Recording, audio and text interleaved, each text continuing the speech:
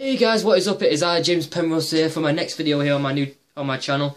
I don't know what video number it is because there's so many. But welcome to my next video, guys. And before I get into this video, I want to say that once again I apologise for not making a video in a few days, nearly a week and a half. Just for two reasons. A, I'm busy with college as I normally am. I mean, I'm not there for 3 days anymore. I'm there for 3.5 days, and believe me, it is hard, tough work, like I said before. And B, there's nothing to really talk about, you know. There's topics out there that, you know, I could review, but really it's not gonna get much publicity, and it's not worth my time, basically. So I'm just gonna make this very simplistic video for you guys. It's gonna be a simple topic on wrestling, nothing too complicated, nothing too, you know, like I said, overcomplicated or long. It's just gonna be simple, and it's gonna be my thoughts on the current build-up for WWE's next pay-per-view, which is gonna be Hell in a Cell. Now, the last video I made, I talked about how The Rock returned to take out Rusev, and I also talked about how John Cena and Dean Ambrose were supposed to be having a Hell in a Cell match, and the winner to face Seth Rollins later on in the night. Well, what happened on Raw on Monday night, that all completely changed, because they switched the main event of Hell in a Cell to Raw on Monday night, where you had Cena and Ambrose in a no-holds-barred contract on a pole match, with the winner would face Seth Rollins inside Hell in a Cell. And lo and behold, it was a very good match from what I heard, and from what I saw, because I did see it. I mean, I only saw an hour and a half of Raw. I missed the ending. From what I saw in the highlights, though, because I saw the highlights on YouTube, it was very good, well done. And lo and behold, Dean Ambrose ended up winning that match, and ends up going against Seth Rollins at Hell in a Cell, in a Hell in a Cell match, which means also that Randy Orton will end up facing off against John Cena in another Hell in a Cell match, which, to be honest, I wasn't really hoping would happen, but nonetheless, it's what we're going to get. I mean, we can't get everything, right? So my overall thoughts on that, just those two matches that have been booked for Hell in a Cell. I think it's smart that they're doing the Hell in a Cell match between Seth Rollins and Dean Ambrose. I mean, look at the last match they had on a pay-per-view at SummerSlam, the Lumberjack match. Go back on my review for SummerSlam, check that review out. And I specifically said this was the best Lumberjack match I've ever seen in wrestling history. Because they did things in that Lumberjack match that have never been done in Lumberjack matches before. This is the first time that I've watched that was actually the first time I watched a match like that, and when I want to look back on those Lumberjack matches, because now those two have made me care about it, because they did more unique things with that. They went outside, they took all the Lumberjacks out, and they went all over the place. It was utter chaos, and it lasted a while, but it made me care about those matches more. And the same thing will go with this Hell in a Cell match as well. If you think that Lumberjack match was great, there's no doubt in my mind that these two will pull off a clinic inside Hell in a Cell, because really they will do everything in their power to make sure that that match will be sold to the people well, and it will be delivered perfectly. I mean, they will go out on a limb to make sure that match is the match of the night. I mean, what else could they do? They could do a lot of great things. They can go outside the cell, go on top of the cell, you know, do a lot of moves and wrestling on top of the cell, maybe 1 or 2 falls off the cell, you never know. I mean, yeah, it's PG, but look at all the TV-14 moves that have gone out throughout the PG era of this year. I mean, a flaming table at Extreme Rules, I did not see that coming. All these backstage segments, these car segments where loads of cars have been run off, and you get the idea, basically. So that's a great match to be booked right there. The Cena and Randy Orton match, all I gotta say is, meh, don't care. We've seen it. We've seen a Hell in a Cell match with these two before in 2009. It wasn't the greatest. I really don't care, to be honest. The match is just there, you know. The only purpose of the match happening is Randy Orton cost Cena the match at Raw, and that's why this match is happening. So, meh, I don't care, really. Predictable who's going to win. Cena's going to win. What I will say, though, is if Randy Orton loses, I suggest you give Randy Orton time off, because Randy Orton lately is been stale, basically. He's boring, he's stale, he's just floundering around. We don't know if he's mid-card, or he's main eventer, or a heel face. Right now, he's a tweener. He's a tweener, because I can tell from the backstage promos, he's talking like a heel and the best wrestler of just this generation or any other. But when he's in the ring, you know, he poses, does all that, you know, come on people, let me hear you, come on, you know, he's trying to get the crowd behind him in the matches. So he's a tweener. He's definitely a tweener, but we don't know if he's a heel or face, mid-card, main event. And that's why I'm saying give Randy Orton time off to re-establish his character, reboost him, or I say give him a couple of months off, so that way, when he does come back, bring him back as the Legend Killer again. I was going to say that right now. I'm going to throw my cards on the table right now. Bring back the Legend Killer gimmick. because this Viper gimmick, this Apex Predator gimmick right now, lately has been stale ass shit. Really, I'm not buying his character and his gimmick right now. He's just floundering, like I said, so they repackage him. I say bring back the Legend Killer gimmick. His Legend Killer gimmick was the best gimmick, in my opinion, for Randy Orton. Like, when they started to debut the Apex Predator gimmick in 2008, 2009, it was good for that time being, but now it's just stale. It's boring, it's stale, and that's why I'm saying bring the Legend Killer gimmick back. With a different side of Randy Orton that we haven't seen in ages, and that will definitely get people more interested in him again, because right now we're not. So the 2 Hell in a Cell matches are booked for Hell in a Cell. Seth Rollins, Dean Ambrose, that's a thumbs up. The Cena and Orton match, I'm iffy with that. I'm mostly a thumbs down to that. So other matches that are booked for Hell in a Cell, we also have the United States Championship match booked. We have Sheamus defending his title against The Miz.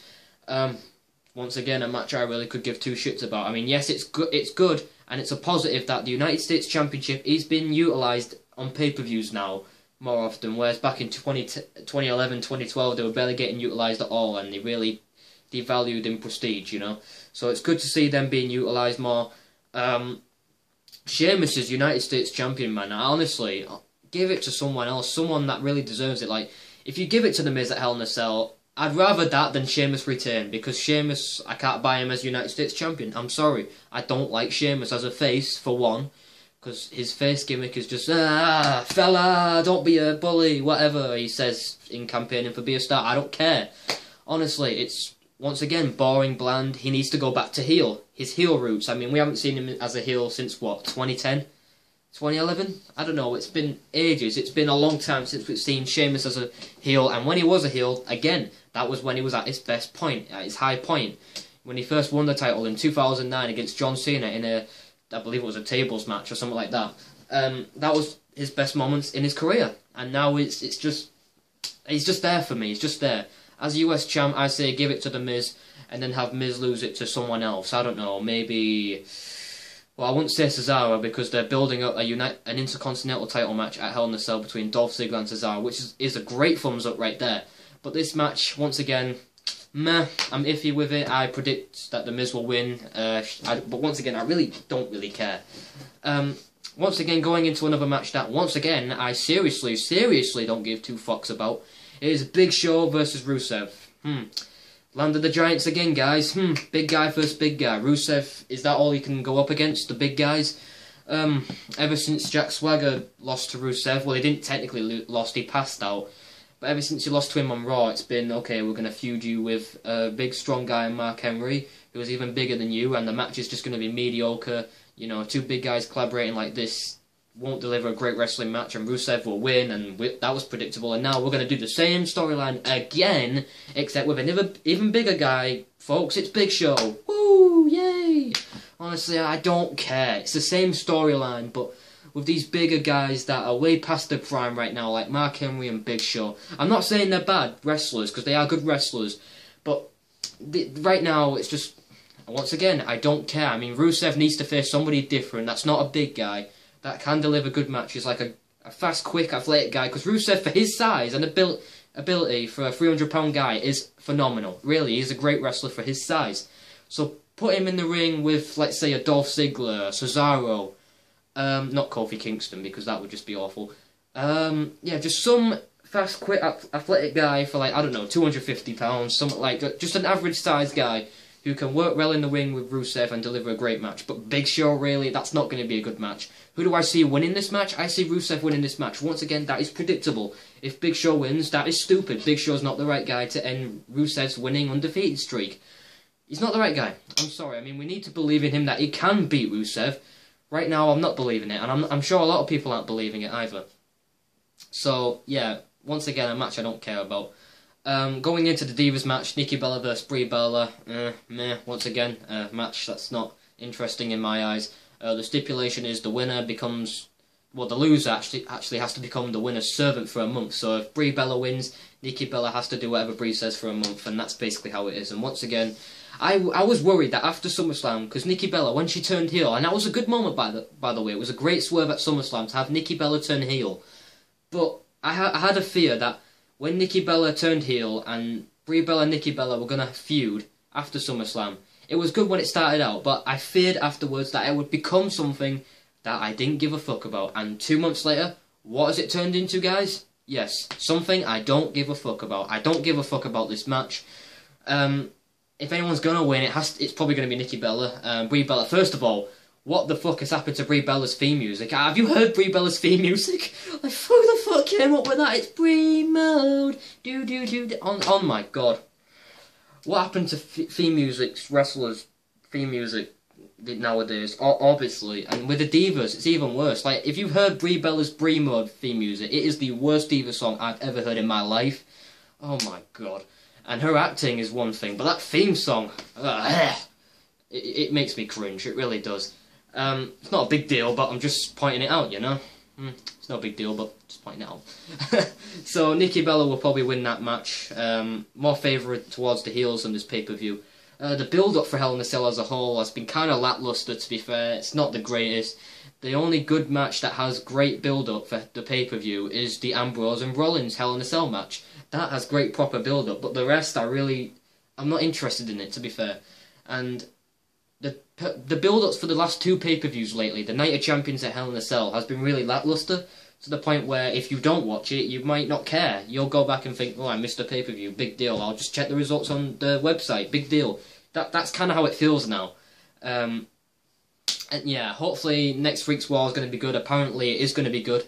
The 2 things that are going to happen on next week's Raw are there's going to be a 3-on-2 handicap street fight match between Ambrose and Cena. Yes, they're teaming up again for the millionth time on Raw to go against Kane, Randy Orton and Seth Rollins in a 3-on-2 handicap street fight match, which is good that they put a different stipulation in there, because if you just have them team up again in a handicap match, it'd have been, you know, just another bland match that we've seen so many times. And the other good thing that's going to happen is that Ambrose and Rollins are going to have a confrontation, potentially, inside the Hell in a Cell, because next week's Raw, the Hell in a Cell, will be featured on the show. There won't be any Hell in a Cell matches on Raw, for the love of God, we've never seen that before. I mean, it would be cool, for the love of hell. But they're going to get the first look at the Cell on Raw live, that'll be cool, maybe. And so yeah, that's been my thoughts on the current build-up for Hell in a Cell, in my opinion, and I think that it's kind of lacklustre. Hopefully next week's Raw will be good. From what I've heard, it might be alright. And yeah, that's been my thoughts on Hell in a Cell's build-up currently so far. So thank you guys for watching this video. Make sure you guys like this video, comment on this video, and subscribe to my channel. The links will be down below for the channels to subscribe to Alex Wilkinson, Connor Kenway, George Moore, aka GDM Rocker 97. And yeah, thank you guys for watching this video. Hope you enjoyed it. I'm James Penrose. All I can say is, peace out, my brothers.